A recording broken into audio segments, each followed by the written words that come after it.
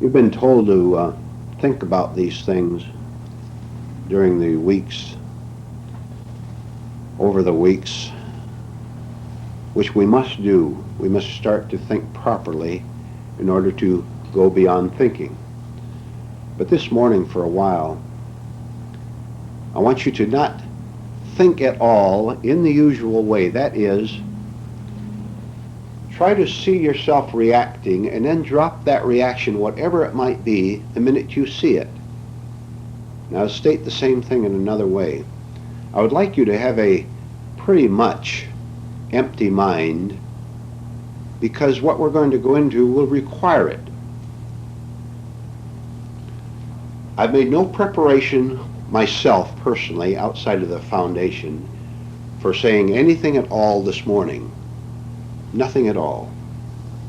So I'm going to enter with you into this idea of preparing nothing, no plan, no particular idea to follow except for a foundation. So that I am not prepared any answers, which I don't do anyway, because preparation would be on the level of memory, would it not? Then that would be a mechanical answer, mechanical talk, whatever it might be.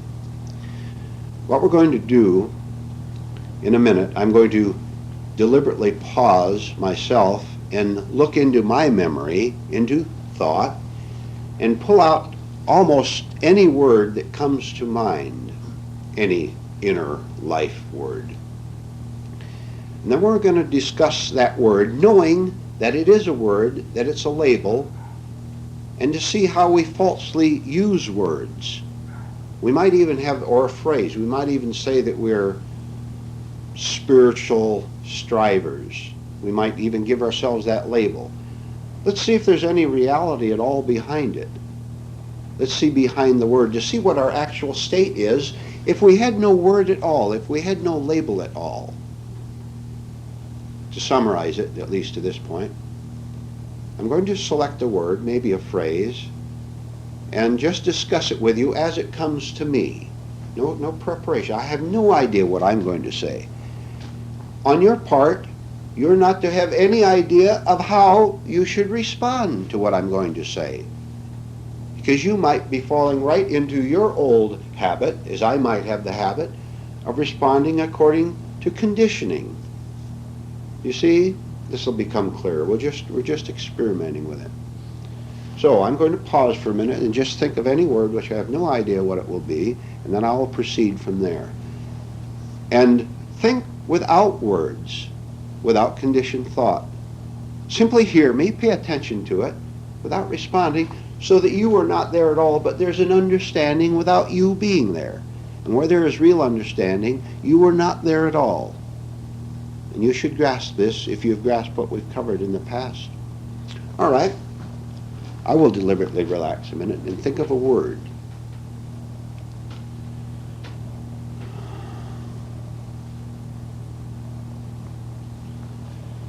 Take the word security. What does the word security mean, first of all, to the world, to everyone out in the world? A conditioned concept of security would mean having what? A family, a certain amount of money coming in every week, certain ideas, a certain philosophy, a certain religion, a certain way to fall back on responses to the outer world. All this we would call, perhaps, security. Security is none of these things at all, because anything that can be called security cannot make you secure at all. You understand? How often we prove this every day with the irritation at work, with the suppressed anger, hostility, whatever it might be, and we don't see that what we have called security is no security at all. So it has to be something else. So, what if I had no idea at all of what it means to be secure? I didn't have a business program to work on. I didn't have something to look forward to. Or I'm 70 years old and I had no exciting past that I could refer back to when things were better, when I was younger and more successful and more popular because I could get around more then.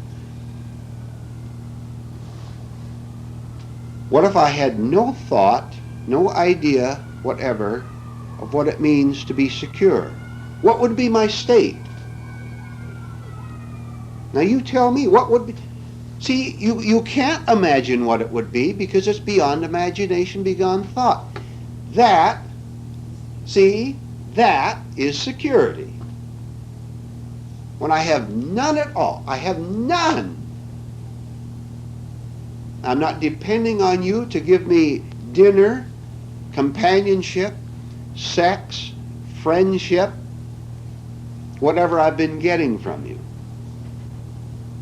I don't expect anything at all from you or from society as a whole 5 seconds from now or for the rest of my life. I don't expect anything.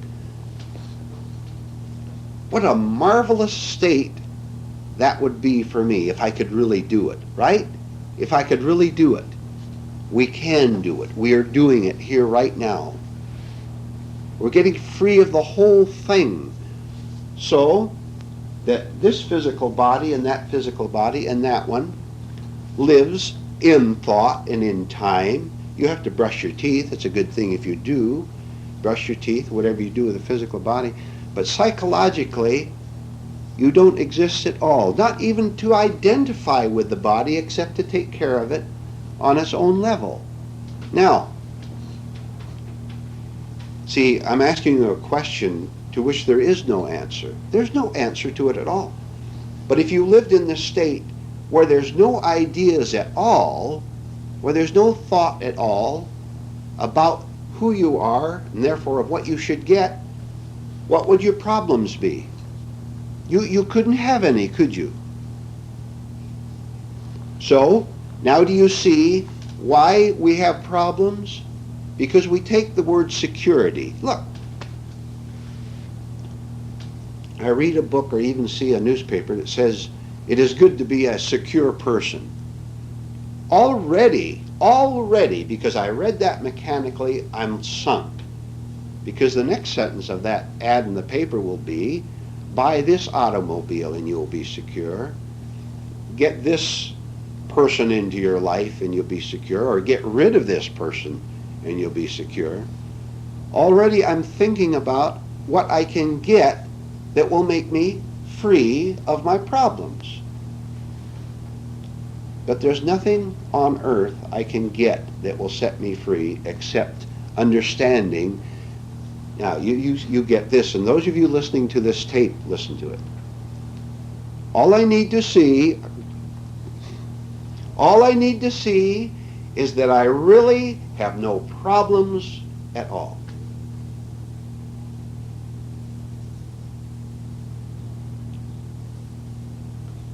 If I think about how to solve a problem, I have the problem. And on that level of thinking, all I can do is exchange this wife for that wife, this work for that work, this response for that response. Nothing changes, nothing happens. I'm still the big faker, the big phony that I was before. But when I get the new wife and the new position, assistant foreman at the factory, because I've walked blindly into the trap, I stay in it because at all costs I have to keep the illusion going that I have changed, that my new husband is so more wonderful than my friend. He's still a bum. Really, I say that deliberately, but he's psychologically, and the wife too, there's no difference, or she wouldn't have married him. You're on the same level as the person you marry or go around with. But I get a thrill, an excitement, and I can hardly wait to get on the phone and tell you about this new good thing, quote marks good, that happened to me, because this is a part of my self-deception that something has changed. Now, I'll get real personal. You get personal too. This has happened to you, hasn't it? Sure it has. At the time we did it, remember? Remember the little thing back here that told us that it was all a fake? Huh? If that didn't tell us that, then the anxiety we had over losing the position or the wife or the husband, the anxiety we had was another warning that we had said with words and with the mind, this is security at last. I'm having a ball. We got a trailer, a camper. My husband and I, he retired last month. We're having a ball running around the country. She is a miserable woman, and so is her husband. Right? Right. So, I have to work real hard and see through everything that I have thought about that I assumed would give me security, and be so dreadfully honest to see that I'm still nervous, still unhappy, still anxious, still working hard to convince you that I'm happy. Right? If I have to convince you that I'm happy, I'm not. And this convincing could take a dozen stage roles, 50 stage roles. You look out and see the way your relatives convince you that they're happy.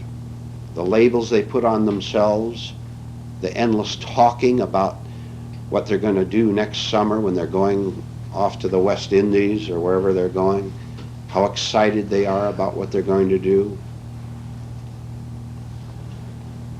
Now, where are we so far?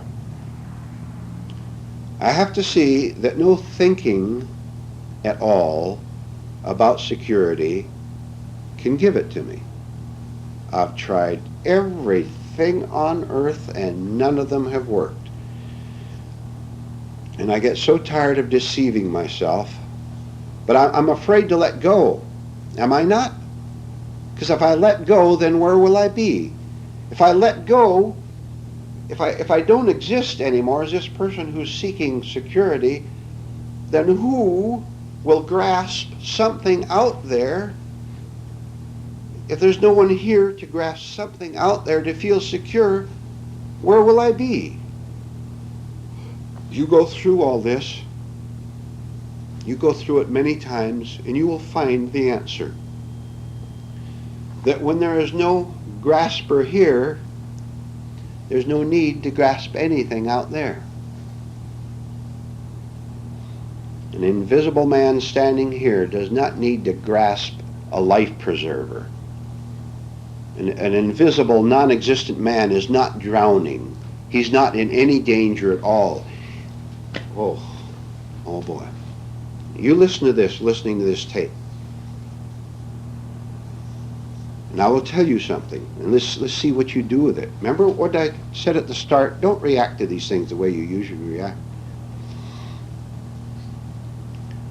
You are not really in any danger at all. Can you find out who this individual is that feels himself or herself in danger? Find that out. You put an end to that pseudo-person, that false personality, and then you see if you still feel in danger from anything whatever. I will guarantee you that you won't. You won't feel afraid at all. You won't feel afraid of anybody, of any situation, of tomorrow, of 10 years ago. That old feeling of those foolish things we did 10 years ago, no hold anymore. You're not there to them. You're not at home to them anymore. We've solved the whole, I'm serious, I'm not joking, I'm serious. We've solved the whole business in the last 15 or 20 minutes. You hang on to this like you've hung on to nothing in your life. And you see for yourself that this is true or not. And you will see. You'll get clues at the start. This is the answer to death. The answer to that problem at home with your wife or husband or with your wayward children. To the fact that you don't know how to behave when you go out in public. You don't, you know. You think you do, you don't. You watch yourself entering a room full of people next time. Strangers are a better test, not old friends, because you look over and say, hey, Bill, hi. You watch yourself in a strange situation of any kind and see how uncomfortable you are. That will end completely. They won't know it, but you will know it. You're in charge. Thank heaven, for the first time in my life, you will say, I can enter a room full of people or a strange situation, an unexpected experience at home or at the office. They're moving the office from Los Angeles to Chicago. How is that going to upset my life? How would you like to be totally free from insecurity of being told these things, that your work is going to move, your wife's going to move, or whatever,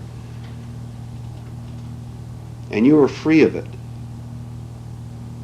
All right, in summary, I am secure when I can know I'm insecure without having to say it. If I say I am secure in thought and with my words, I'm still trying to convince myself, and it will be based on familiar factors in my life. I am secure because I have a nice husband, a nice wife, because I have a nice pension. Remember, you thought that pension was going to make you feel secure and you were going to have a ball? It hasn't been a ball at all, and you know it. When I have nothing to lean on for my security, nothing, I'm secure. What can touch me? I'm not living in what will keep me secure, because I'm not living in time anymore at all, except right now.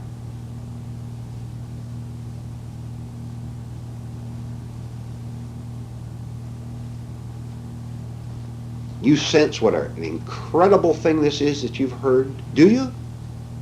Those of you listening to this tape, don't you pass this off lightly. This is what you've been looking for all your life. And if you walk away from this, you're walking away from the answer you're looking for. You've been wanting to find. I'm not trying to sell you a thing. It's your life.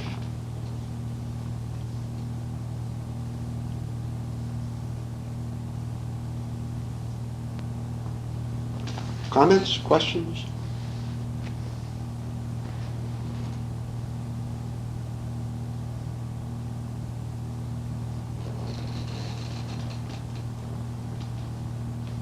It's so clear. You shouldn't have any questions at all. It's so clear. Now you may think about it. Now you may think and see. By thinking, you can see nothing in my life, this lady's life, this lady's life, this gentleman's life, this gentleman's life. Nothing has done a thing for you up until now, has it? You can all nod your heads. This will do something for you if you will work like you've never worked in your life at it. You'll pay no attention to what your neighbor does, what your relatives do, because they don't want this. You are here in this room now, and perhaps some of you listening to this tape, because you have started to suspect that you haven't found the answer, but have been pretending that you have found it. And so now, a little bit of honesty has crept in, and you're saying, I really haven't found it. I might as well start right now to be real honest with myself, just to see whether there might be another answer, which there is, but you'll never find it by thinking about it in the way that you have been thinking. The answer comes when you no longer think about trying to find an answer, because the answer is above thought. It's above memory. It's above effort of trying to find it. Still, you have to make an effort, and we won't go into that now. There's no contradiction there at all. We must make an effort to drop illusions, and having done that, there's no more effort of anything at all. What effort does a king have, if I may put it that way? What effort does a king have to be the ruler of his own kingdom? No effort at all.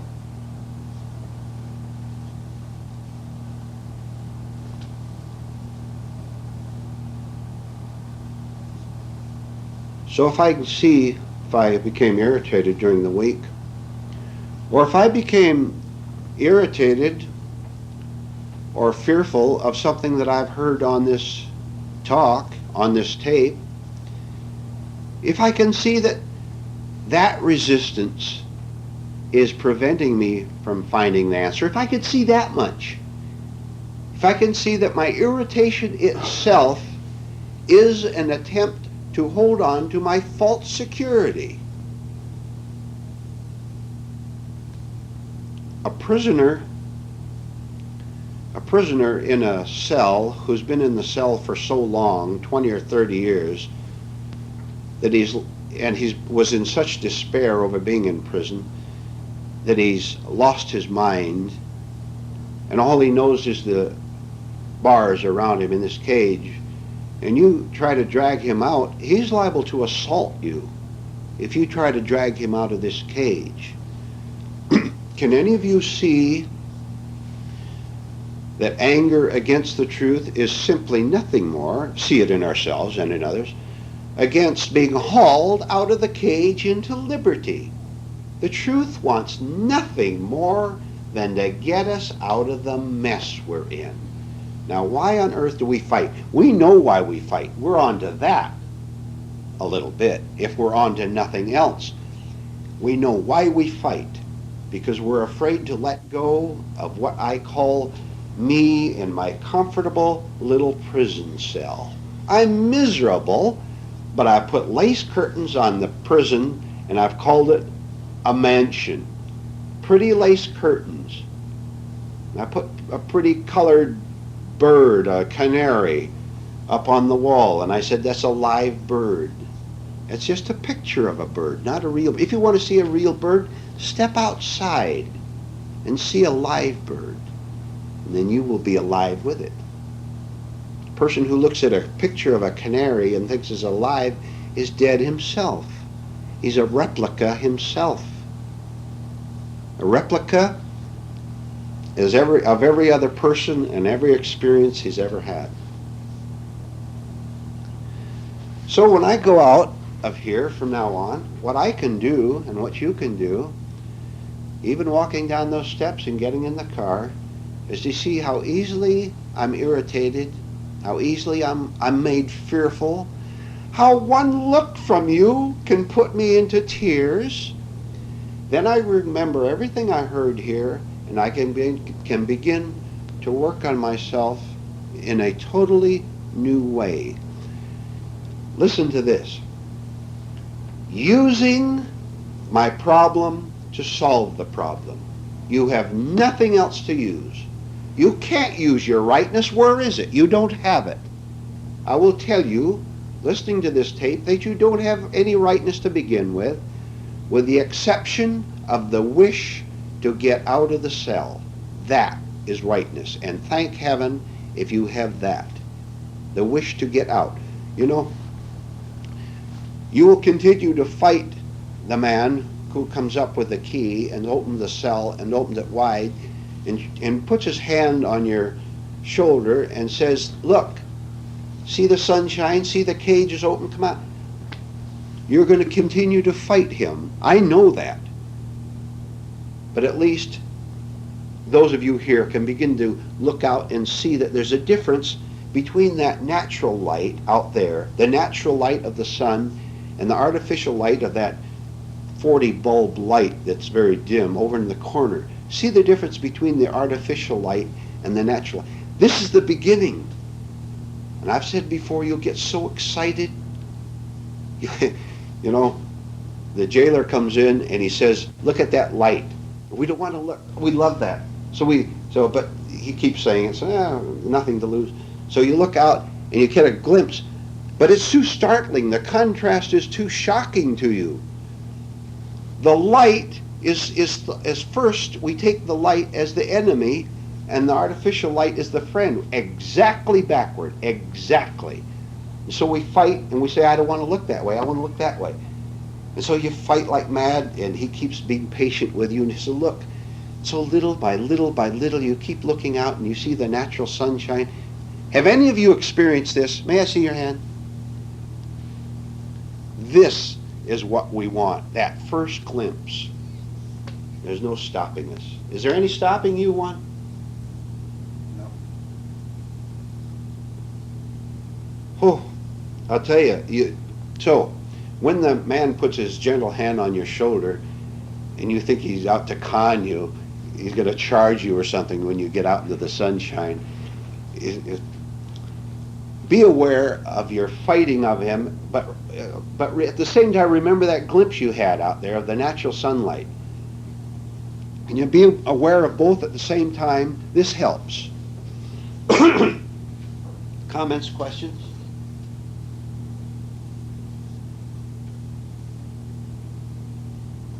Is there any stopping you, Sally? No.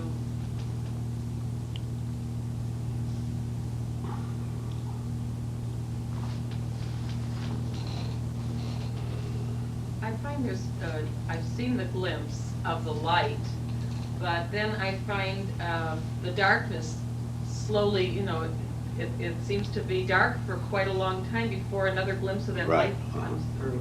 Then you know what you have to, it's so simple. So simple.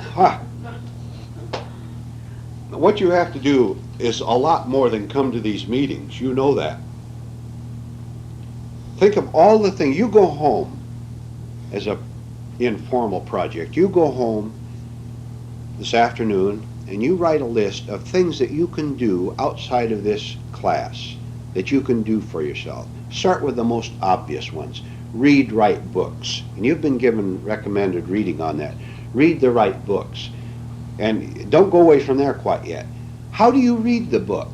See, watch yourself as you read the book and see, maybe you will reject something you see in there, something that might frighten you at first. You'll find that it won't frighten you after a while.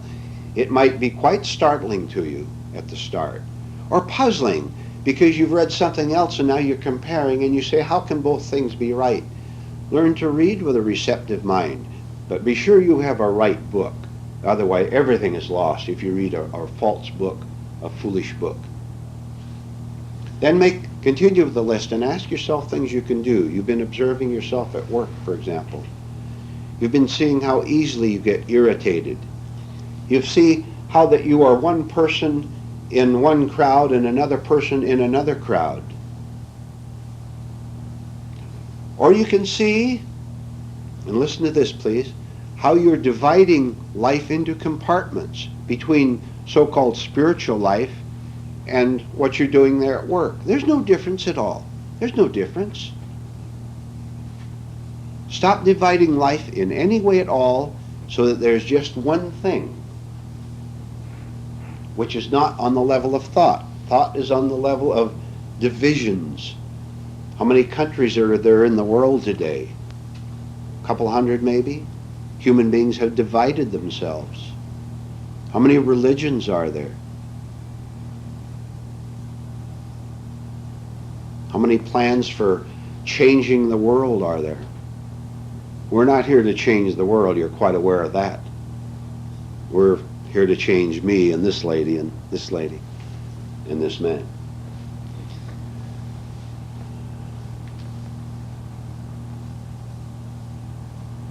I told you once, to get back to your question, to triple your effort. Do you remember? All right. Now, what's twice triple? Sextuple?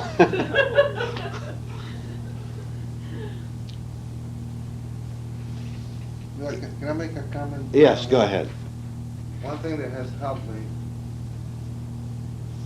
on this irritations and security that Speak up loud on your own tape, one. all right, that Mr. Howard is talking about, is that I do not allow no comfort at all. I'm always looking for discomfort all day long. I'm doing certain things that don't give me security. This is going back to my mechanical reaction of the past. I'm doing certain works that keeps me frustrated and gives me a lot of friction. This provides something for me to look at. You might think that this is kind of odd, but this is the only thing that allows me to see something in myself that I'm not aware of. And believe me, there's many things there that we're not aware of. This irritation started from very early in the morning. And you must be very honest with yourself, very sincere, and do not feel guilty or ashamed of what you see in yourself. Yeah. In other words, if I am comfortable, always quote marks, right? I'm not working. I have to keep myself upset. I know how strange this sounds. I know you have to have made some preliminary progress before these things become understandable to you. I must be consciously what I am unconsciously. I have all these irritations, all these little suspicions I have of you in the home there, all the little things I'm holding back. You have a certain habit around the house of whatever it is, you drink your tea from the saucer or whatever you do. And I press all these things down and I don't say anything because I want something from you. I don't want you to leave me, namely. So all these little things press down in me and I'm really very irritated toward you, but I don't say anything. I'll never make it out as long as I'm not doing what Juan said we had to do. Keep myself upset at all times. You know what upset is? I'll tell you what it is. It's seeing that I'm a fake. That is what upsets me. That's what upsets you and you and you. To see what a big faker I've been all my life. Now, you know what mental health is? I'll tell you, I'll give you. Mental health is seeing how mentally unhealthy I really am. There is no other beginning of mental health on earth. To seeing how awful, what an awful human being I am. How divided I am. Is hypocrisy division or isn't it? What is hypocrisy except to pretend to be one kind of a person to be actually being another? So, hypocrisy is its own punishment, right? Right? You don't need to punish a hypocrite. He's living in it. I'm my own hell. We're working our way out of hell. How one of Juan's favorite phrases, and a good one, is humiliation. If I can take 6 times as much humiliation that I'm taking, I will go 6 times as fast, right? And I can do this working at home or out with you. Every place is a working place. This is a 24-hour-a-day classroom. I'm with myself every minute. I know what if I'm watching, I know. I know what I'm responding when I just missed that signal when I hoped I made it. You know, I'll tell you, I'm going to tell you something. You have no idea of what controls you. Shall I give you an example? I will. Driving down the street, This gets terribly embarrassing and personal. Not embarrassing. I'm walking down the street and I see that the price of gasoline has gone way up. It goes up to 42 cents. 42 cents! Last week it was 32 cents, and that's just the beginning. Everything else has gone up. Anyway, gasoline is 32 cents. And there's a certain part of my mind that when it drives a car, it knows that if you stop at a signal, you'll waste more gas, right? If you make the signal, you save on gas. So you hope you see this signal coming up, and you hope you make it, because all your unconscious mind is operating like mad. 42 cents a gallon, so I better save gas wherever I can, which is okay. Be economical by all means. But when you miss the signal, a certain little unconscious part of your mind gets disturbed. Why did I make that signal and save 1/10 of a penny worth of gasoline? I will tell you, this is what rules your life. Now you find your own examples. What I've just told you is a perfect one. You find your own. This is what rules you, not peace and love and kindness. You don't even know the meaning of the words. Yeah, but suppose you don't like that kind of life and you want peace and love and kindness. This is the way to find it, by seeing that you're not in peace and love and kindness, right? Yes, then it's got to give somewhere. I don't understand your question. What I mean is, you say that's what rules you, and not having peace and love and kindness. But something's got to give in you if you don't explode it out. Something has got to give? In you, either you become ill. Oh, of course you do. Well, that's what I'm. Of course, we're trying to get rid of these things by facing them. The oldest illustration, if the doctor says you need some medicine to get well, don't lie and say I'm not well. Take the medicine. And it's bitter. It's terribly bitter. We're saying don't avoid the treatment. What is the treatment? We've discussed it up until, before we came here, but I will review it briefly. Would you like a brief review? The treatment is a ruthless honesty with seeing myself as I am instead of as I try to make you think I am and as I try to make me think I am. Now, it's very easy for me to go through the day lying to myself about the kind of a person I am. I can smile, I can give lectures, I can write books, I can invite you over to coffee and make you think I'm a nice sociable person because I put out my best silverware and all that. All this is fakery, all this is self-deception. But I have to have a lot of courage to see that I'm doing all these things in order to keep an image intact of being a nice person. If I have an image of being a nice person, that is thought. We went into the thought, remember? Therefore, it is nothing more than a thought that I'm a nice person. All thoughts that I am a nice person means I am divided, because thought is always divided into I should be a nice person and invite you over to tea. If I think I should be a nice person, I am not a nice person. Do any of you understand this?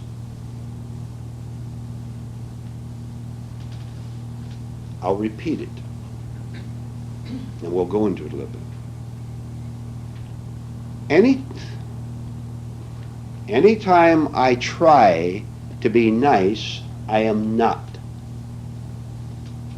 Anytime I try to be nice, first place, I resent a certain amount of having to serve you that tea. Besides, have you seen the price of coffee cake going up? But I still want something from you.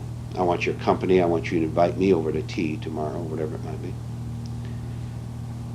I will tell you when you will be nice, and some of you will not grasp this, but I hope you can get onto the track of it. I will tell you when you are a nice human being. When you don't exist at all, with any labels at all, of being either a nice person or a bad person. If I think I'm nice. I don't see why you don't get it. I say I am nice. What on earth does that have to do with my actual state? But I try to prove the illusion by doing, quote, nice things.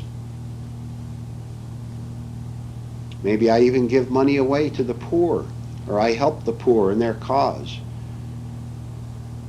I'm trying to convince myself that I'm a certain kind of a person. I mean, it's so easy to see. I go out and help the poor, and I go home and have a fight with my wife. Am I a nice person? Am I a vicious person for hurting her feelings? Am I a nice person, or am I an awful person playing the role of a nice person? It's so simple. I don't see why I have to go into it. With the end, to summarize, you asked the question. With the ending of all thoughts about who I am, then I will be above thought. Then, being above thought, I am not anyone at all. Which doesn't mean I cease to exist here. I'm here. But now I'm free of an idea about myself. Therefore, I am a totally free human being, and this is what love is. Love is not a word. It's not a thought. It is a state where you are free of the word love. In other words, you have to forget about yourself entirely. To rephrase that a slightly different And way. just, throw yourself into thinking of the other person. No. I knew some of you would react to that. No. There is a certain exercise whereby if I am completely self-centered, in order to break down this ego center, I will deliberately go out and do things for you, and then watch myself as I do them and see how I resent doing all these things for you. But we won't go into that. No. Anything on the level of thought means there's a division. Therefore, I am still divided. I'm not whole. The lady made the comment that she was up in the air in the clouds in these things, and then suddenly was dropped back to earth. This is not the way to live.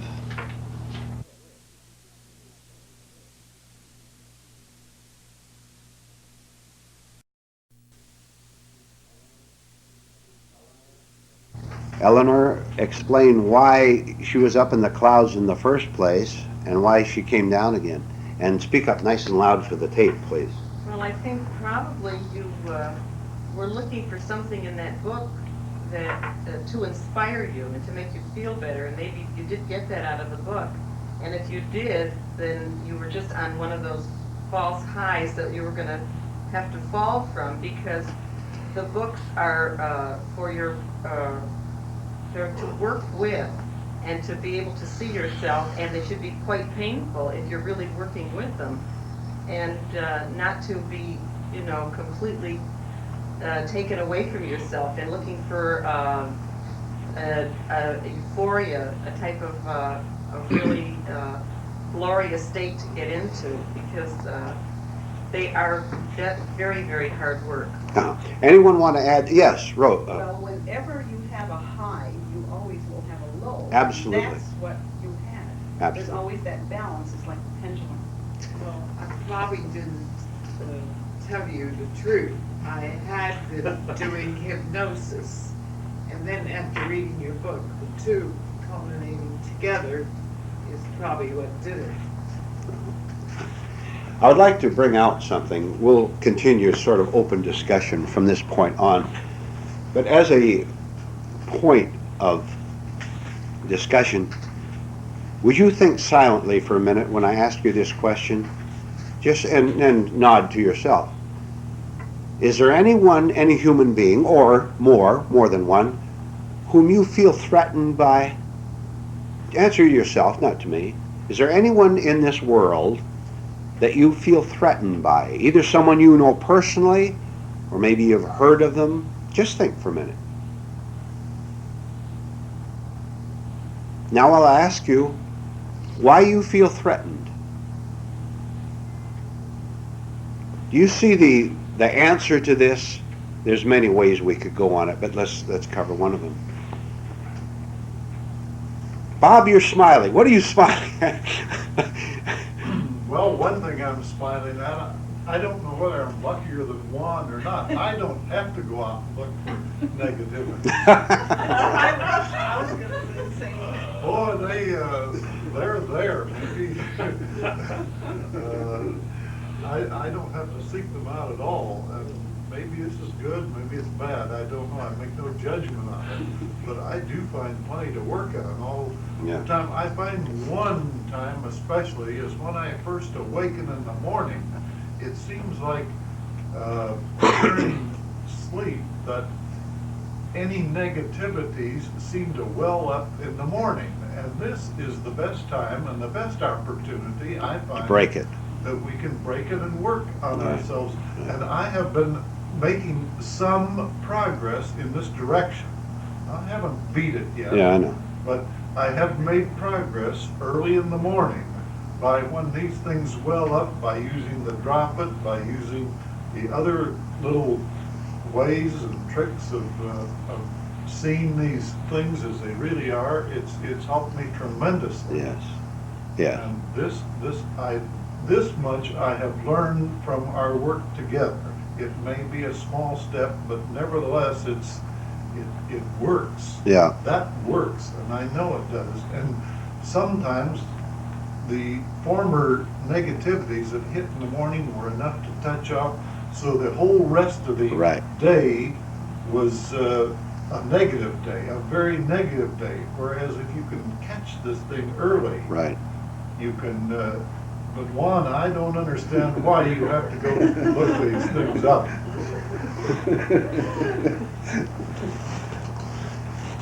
I wanted to find out why you were smiling, Bob. Now we know. If I feel threatened, there is someone here feeling threatened. All right? If I feel threatened, how many other negative emotions do I have? You just go down the list. First of all, I'm afraid if I feel threatened. I'm hostile toward whoever threatens me. I'm defensive. Add some more. Come on, you speak up and add some more. I feel threatened. What else do I feel? I feel sort of the hate, and I Hate, feel yeah, lost, right, and I'm right. afraid I'll lose that person. Right. Would that insecurity come in there? Sure, there you go. That's insecure. On the level of thought again. Jealousy would probably enter into it. Yeah. Jealousy. How about unconscious or conscious, if there is such a thing? There really isn't. How about fawning? Isn't that a terrible human state to fawn before people? And it can be very subtle. Smiling at someone to lower their rage. Huh? Do you ever do this? You stop it. Sally gave a very good example of that. I don't know. Do you want to repeat that or not? You gave an example of how you behaved in a certain way towards someone. Do you recall? And Oh, yes. would you tell us about that, please? Someone was wanting me to sign something, which is this what you're getting? Yes, at? uh-huh. To sign something which I had no intention of signing. And this person I knew, and I said, I'm not signing it. That was fine, but she did go away hostile. The next time I met this person, I consciously did not smile, did not play the game of wanting him to like me because I had refused. And at the end of the evening, she actually spoke to me, which wouldn't have been the case if I had fawned. She Right, would have right. had contempt for me. It's just a little conscious behavior of not fawning, which is something that I would have done originally. Uh-huh. I would have tried to get this person to like me, to, done anything to make her pleased with me Yes, after I had yeah. refused, so to speak. So it was going against Yeah. the normal. Very good pattern. example. When you asked us about to think of anyone to ourselves that we're fearful of. The response in my mind is the percentage of ego towards that person. I mean, it's if the ego is defeated, then there's no problem. If I have a 15 or a 20 or a 30% ego feeling, then I do have this enemy. If the ego is cut down, then gee whiz, there's no enemy there. How can there be? If you don't exist as the kind of a person you think they are, how can you have an enemy? This truth, these truths you're hearing here, completely ends all enemies. How can there be any enemies at all? How can there be any oppositions? This is so vast, you may even think you're understanding this, and you are in the beginning of it, I know. This is so vast, but can you see, when you see it completely, when you are not here anymore, how can there be an enemy or an opposition of any kind? Do you see it? How can there be? If I have an enemy of any kind, I said any kind, or a competitor, even a business competitor. Do you know that you can be in business and not have a competitor? There's no you competing. You businessmen, if there's any of you listening to this tape, don't you miss this. You get on the track of what you've been hearing, and your whole business life will change 1,000%. You'll go out and earn your living, and you'll be a free human being doing it, instead of a tense businessman, instead of a nervous one, instead of a fawning one. Don't you dare fawn before anyone. And you men who fawn before women just to get what you want for them, I feel sorry for you. What a slave you are. And vice versa, you women who fawn before men because you want a husband or whatever you want. What a miserable life you must live. Find out that you don't have to live this way at all. Then you'll be in right relationship with everyone who is in your life. Everyone. Not wanting anything of a psychological nature from them, because there's no one there any longer needing to be fed. You're free.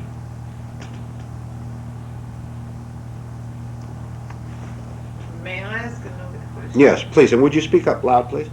You are free, but maybe sometime that person did something for you, and you feel you could never in your life repay them if you don't help them also, because they helped you when you needed them the most. You needed someone to lift you up and help you. So you feel guilty about not paying them back, do you?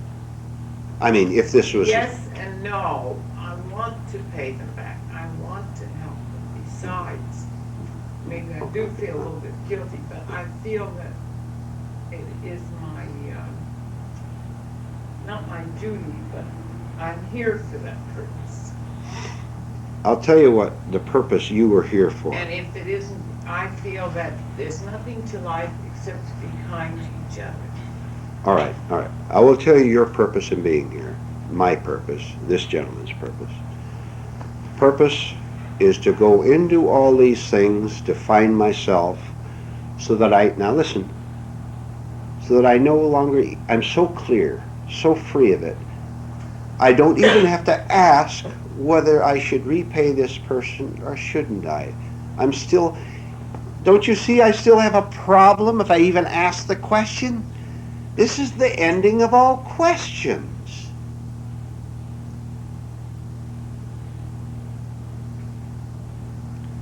Yes, you were here and I am here and he is here to be kind to each other. You'll never succeed in any other way except in the way you are hearing here. And it's not my truth. And it's not Christ's truth. It is his because he taught it. But it is the truth. It's not any individual's. When I get to really see it experimentally, experience it in truth, that I don't exist as a person who must be kind. What a burden. What a load of bricks on my back if I have to be kind. Yeah, look how I resent having to be kind. All I'm doing is trying to lower my guilt by being kind. Why don't you get rid of the whole mess? Not just you, all of us. Why don't we get rid of the entire mess by understanding many things which you have not learned yet because this is the first time you've been here. But if you were to come here, you'd get, and this question would become clear in your mind. How would you like the question to vanish? Wouldn't that be a marvelous thing? Tremendous. Where's the problem? No problem. Then, when I don't try to be moral, right, decent, I am. If I try, I am not. God, truth, reality, doesn't have to make any effort to be good, to be decent, to be kindly. Those of you who listen to this tape, please listen to this, as well as those here. How many times have you said, from now on, I'm not going to be so unkind to people. I feel so guilty about how rude and abrupt and vicious. Let's not fool around with this. You know how vicious you can be? I know. Don't kid me. I can't be kidded. So you say, I'm not going to be hateful anymore to my children, to my wife, my husband. From now on, I'm going to be a kind person. It never worked, did it? Huh? You went right back to the same thing again. See, we see through you. Thank God we found out what didn't work, and it never will. Now, the greatest good news on earth is that there is a way.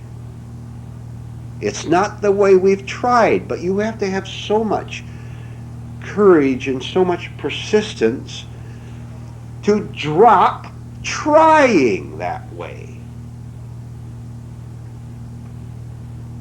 It's incredible that we don't get to the end of our rope before we do. You have to get to the end of your rope, the absolute end of it.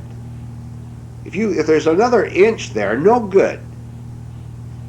For heaven's sakes, get to the end of it and then let go.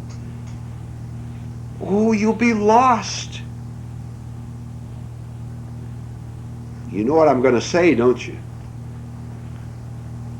When you let go of the rope and are lost and you're diving out into the darkness, not knowing where you're going, and you stay there instead of trying to grab that rope again, you're beginning to be a human being who can be kindly without effort.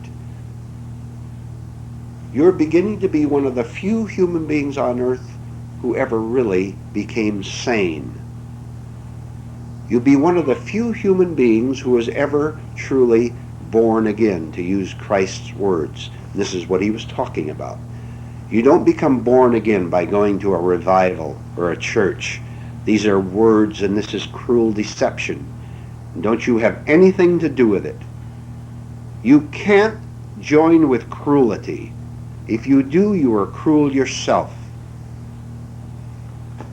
If you will let yourself fall into this, what's the word, abyss, into this darkness, leaving the rope behind, stay right out there, fully terrified, not knowing where to turn to, not knowing who to listen to or what book to read. If you stay there, you'll see the glimmer of sunshine we were talking about. You have to stay there. And it's very difficult at the start because, as we learned before, thought is mechanical. It's the rushing freight train running down the hill. And mechanical thought, which is the rushing freight train, does not want to stop. Put out the toothpick and it'll break it right off. Put out the telephone pole, it'll break it right off. when you understand what will stop thought, which is simply a state which is above thought, which is being completely silent in your whole mind,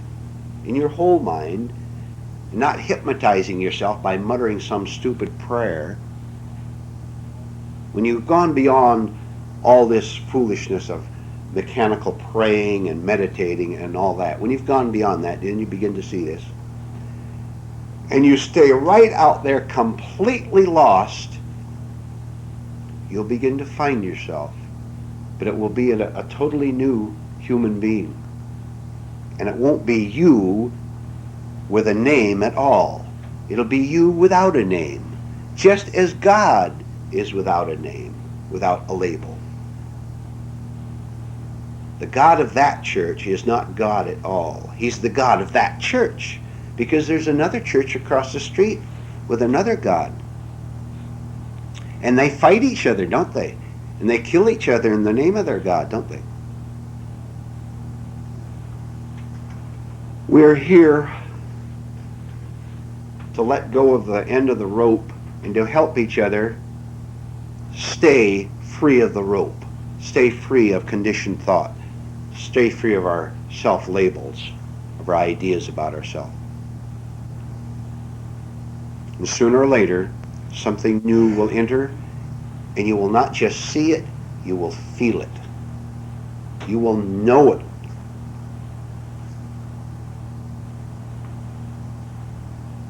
Then you see if anybody could ever get you away from coming to a meeting here, or studying at home, or reading right books, or working as you're walking down the street.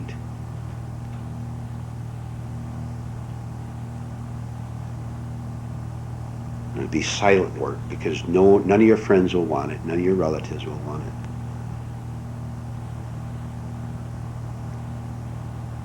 This is real excitement, right? This is something to get excited about the right way. Not the excitement that has you in the clouds one day and down in the canyon the next. That's on the level of living in pleasant emotions. And all emotions will have their opposite too. I'm elated because I got a $50 a week raise. I'm depressed the next week because emotions like thoughts run their course. They have to run their course. And then the opposite takes over. I want to be above mechanical feelings. And I can be. This is freedom.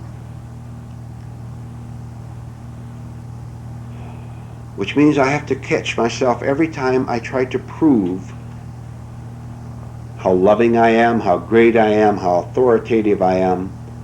Which means an intense watching, every thought, every gesture, everything I do, everything I say, so that I can catch it and say no. When I say no to all my attempts to prove myself, I'm letting go of the rope, and I get a little more scared. I'm getting consciously frightened. There really isn't such a thing, but I use that phrase. If you're conscious, you're not frightened. You're scared because you're asleep.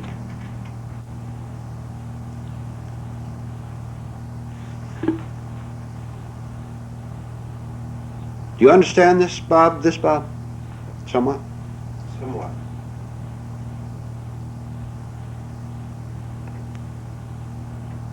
If we understood it, we'd be writing books ourselves. Right?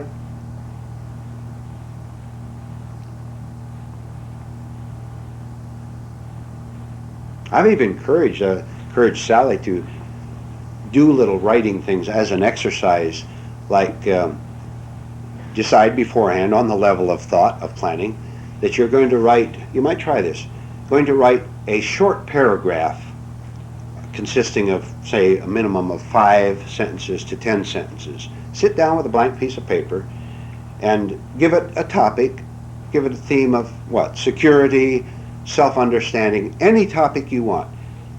It's very simple. Write one sentence. What's the first sentence? Security is attained by understanding what it really means. Period. Good, you've got one sentence. Now go on to the next. To understand what security means I must first see through pseudo-security, period. You got two already. Now go on to a third one. To understand false security, I must see how I pretend I'm safe, comma, but don't feel that way, period. Okay? Do this, and you'll have a great time with it. You're helping yourself consciously this way because you're seeing your own thoughts out there on paper. And then you might want to revise it. There's many levels here. You can get your grammar better. Or could I use a better word? Could I make it a shorter sentence? Or maybe a longer one? Use a proper comma here and there. This is a fine exercise because you can see your thoughts right in front of you for once. Try to be logical. Put yourself in. Now say someone is going to read this. Your husband or friend or whatever, maybe if they would, we're going to read this. Can they follow it? I'm not saying on the level of understanding the thought. They may not do that at all. On the level of simple grammar. Am I being a good writer? Am I starting with a simple thought, ending it, picking up the idea, but going off in a slightly different direction, but staying with the theme, a third twist, a third and fourth one, then finally ending it before it gets too complex because people can't understand too much. Short sentences, short paragraphs. Get right to the point. Every time I find a new way, don't think before I conclude this thought, please. Every time I find a new way to be in despair over myself and use it properly, I have made gain. I thought I'd conquered that habit, remember? I wanted to give up that habit, and I told everyone about it, and it snuck right in one night, and there I am again. This is very valuable to me if I use it properly. If I go into despair, no. I must see that I'm in despair, which means I have seen that there's still something divided in me. I thought I had it made, and I'm so proud of me for conquering the habit. There's still a me there. You know, I gave up smoking, I gave up drinking. People just switch from one bad habit to another, really, and they don't get into these things.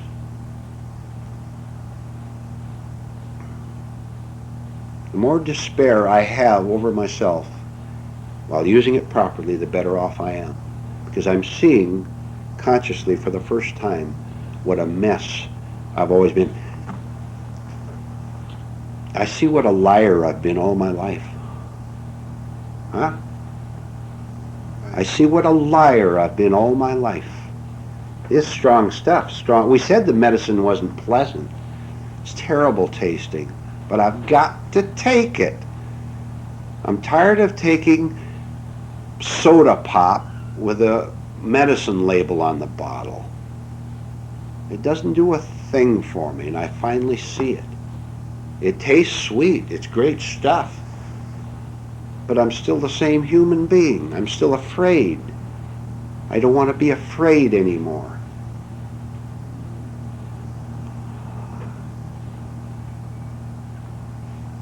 And then, but then, I mean, be willing to give up despair. Pardon? But also then be willing to give up that despair. Don't mean. Yes, of course, of course. That's another thing we go into. Perhaps this lady hasn't heard about. The state of despair itself is wrong because there's still a despairing person. And then what do? I go over your house and cry on your shoulder. My husband left me. My wife left me. I lost my job. You're still the center of attention. Look, I'm not being harsh, believe me. If a person has a problem, he has a problem. And this is real suffering. We know that. We're going way beyond this. Please understand. We know they're suffering. You know you're suffering. We're not condemning anyone for anything. We're just trying to understand it and not go into phony sympathy. You'll never get out if you have phony sympathy for yourself or anyone else. This sounds harsh. It isn't. This is the most gentle, loving thing on earth. Suffering is part of the egotism. Despair is part of the egotism. the vanity. There's tremendous egotism in being in sorrow. I'll tell you what to do. And those of you listening, please do this too. You make up your mind that from this moment on, you're not going to glorify suffering. You look at yourself the next time you suffer, and you have any insight at all into yourself, you will find some self-glory there. In the first place, you are the sufferer. That's just the beginning. Then you're the poor sufferer. You don't deserve this. For all the goodness you've done to other people, and now look how they turned on you. You didn't do a good thing for them anyway. You were trading, hoping to get more than you gave. And you know it, and I know it. Don't try to kid anyone here.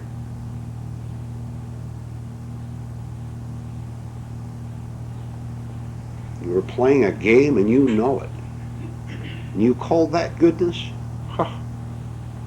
Make up your mind. You're not going to glorify your own suffering. And then, by the way, incidentally, when you have accomplished this, really done it, you'll know how to behave toward another suffering person. And you'll understand the individual case, how to handle every individual case. Some you will leave alone totally. Don't you know that some suffering people are terribly dangerous to you? And you had better not have anything to do with them? Not being afraid of them, that's not what we're talking about. I'm saying, don't you have anything to do with certain suffering people? They're very dangerous to you, but you don't know this yet. You haven't gone deeply enough into it. Others, maybe your child suffers. Can you handle the child intelligently without using his suffering for your own ego gratification? Can you give the child attention and simply see, among other things, that he is incapable at his present age of understanding maybe of what you're trying to tell him? That would be part of your help to him. If you do understand this, then you won't give him phony advice, will you?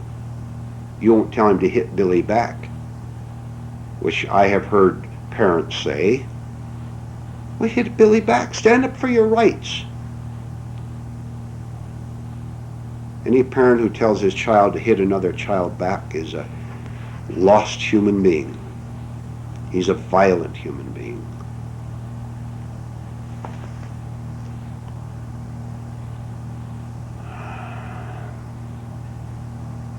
And we're not talking about the opposite of that either, of turning your other cheek. You turn your other cheek and Billy will slap that too. We're talking about understanding the whole process. So that if someone is violent to you in some way, and you get most of the violence out of your life because you're not associating with violent people, because you don't want them in your life anymore. But in another way, you might be in a crowd somewhere, and you might accidentally bump someone in the crowd, and he gets angry. If someone behaves violently toward you, you'll simply understand it. And that's all you need to do. What else do you have to do but understand it? If you want to poke him back with your elbow, there's something wrong with you.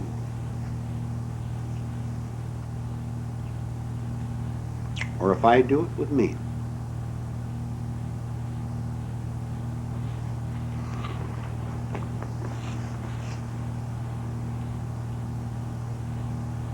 But then again, I don't understand. Sometimes, a good many times, I don't do anything that someone has done to me. But I see where they suffer. Somebody else, should I say, a law of retribution takes over. And that scares me. I'll tell you. All right, that's okay. If you're living on the level of the law of retribution, you're going to get hurt all day long. I don't ask for it to happen to them. It does happen. Do you understand something? If you live, let me start at the beginning so you'll understand this. I want you to understand this. if you or I live on this level of opposites, which is retribution, I hit you and you hit me, right? If I hit you first and you hit me back, it's my fault for hitting you first. That's a certain level of living on which mankind lives and suffers from. If I rise above that level so that I have no need to hit you to prove that I've got a strong muscle, you're not going to hit me back. Now there's various levels here. And the one level is if I do accidentally bump you or don't bump you at all, that's another level, of course. But I'm still free of you in either case. I have no problem at all. I have a problem only if I'm on the level of the law of retribution, of striking back. If I'm not on that level, where's the problem? There's none. You might get very angry at me by accidentally bumping your shopping cart in the supermarket. But I can't get mad at you. Why should I get mad at you? But a big thing, and I think you had all better pay careful attention to this. You try to find out where you have been unconsciously inviting your troubles, your problems. You find out why you got involved with that man, with that woman, with that group, with that society. And if you go in there and get hurt, it's your fault. Don't sit and cry. You find out what attracted you to that person or that group in the first place. And you'll see something wrong with you. Otherwise, you would not have gone there. You would not have got involved with that person. You know, a free man can be involved with anyone on earth and be free of them, because he doesn't want anything from them. He can't be tempted with sex or money or fame or security. How can you tempt a free man? How can you get him into your clutches? You can't. There's no way. You can only get people into your clutches who want to, the opposite, get you in, the opposite of what I just said. Trying to rise above this level, which is the level of thinking, of thought, which is the level of greed, of wanting to, I got a little trick in my mind, I'm going to get something from you, and you trick me, and I feel so sorry for me. It's my own fault. I wanted to do the same thing to you, but you beat me to it. It all happened not because I'm bad. We don't like to use those words. We're not bad, we're simply asleep. We just don't understand what it's all about. We are bad, we are evil. But badness is the same thing as being asleep, as being unconscious. So as I wake up, I get really good. Being good to me, I'm good to you. And there's no division in the two. I can't be good to me and bad to you. Do you understand this? All right, example. I want to do something on the business level, for example, and I trick you in some way. I sell you bad merchandise, I do something. I lie to you, and I get money from you. I call that good. I got $100, and I hurt you and left you with shoddy merchandise, and there you go home and the radio or TV doesn't work. I've tricked you. I say that is good. Don't you see? I have been bad to me, evil to me, because I was evil to you. The reason I was evil to you is because I had evil in me. I am now suffering from my own evil because I can't explain it. It's above explanation, but I'm still on the level where I need to get things in order to feel good. Hey, Martha, I got $100 commission today. I feel good. I'm miserable. Martha sees through me, by the way. I'm never punished by anything but my own state, and never rewarded by anything but my own state. Right? I do evil to you because I'm doing evil to me. I stop being evil to me. I have no choice but to stop tricking you and hurting your feelings. See, I have to stop, among other things. Maybe you would like to think about this. Maybe not. I have to stop liking to hurt your feelings. If I like to hurt your feelings, I'm hurting me by those very same attitudes that I have. It means I need to feel superior, I feel power, I make you cry. Now I feel I've got you where I want you.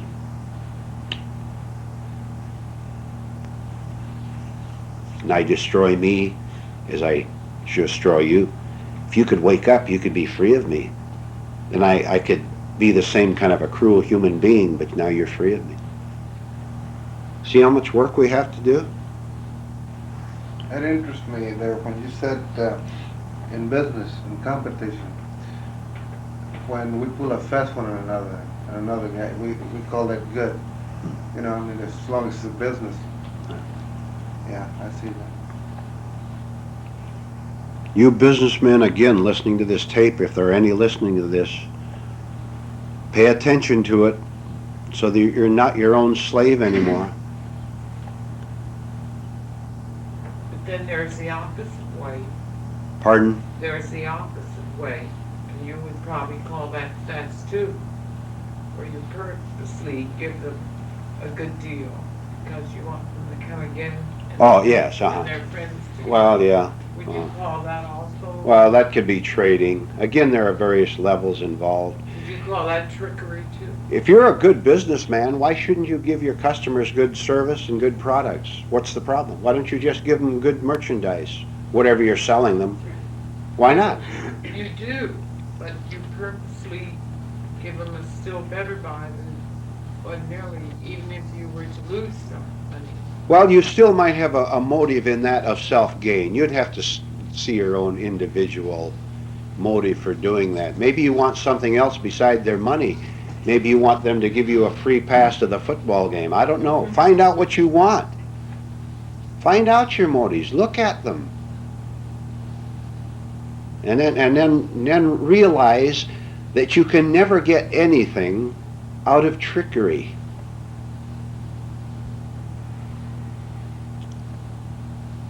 Nothing that'll count. You might become a millionaire through trickery. But you'll live as a lost human being. And what does it profit a man if he lose the whole world, gain the whole world, and lose his own soul? Any last comments or questions? We have just a couple minutes left. The key word is self-work, right? Right, Eleanor? Right? Flooded. Never mind how many mistakes I make. I'm going to make 1,000. I'm going to walk through the next month maybe totally asleep. But I'm going to work against this sleep from now on. Everything I have, all my energies that I've wasted in being resentful and in being jealous, all this energy I've wasted is pure energy inwardly. Now I'm not going to channel it toward waking up, right? That'll be enough. Copyright 1973. No portion of this material may be reproduced or sold without permission from Bruno Associates, Garden Grove, California.